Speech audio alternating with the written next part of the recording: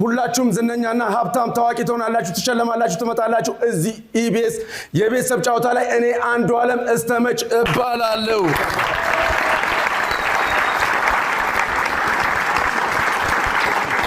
በዚህ በኩል የባለትዳር ቤተሰቦች ይታየናል በዚህ በኩል ደግሞ የላጤ ቤተሰቦች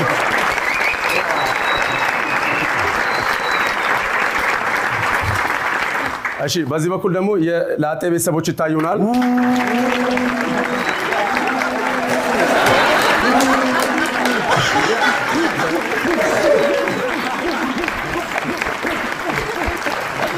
እሺ እንግዲህ ትዳር ክቡር ነው ምን ጀመረው ከባለ ትዳሮች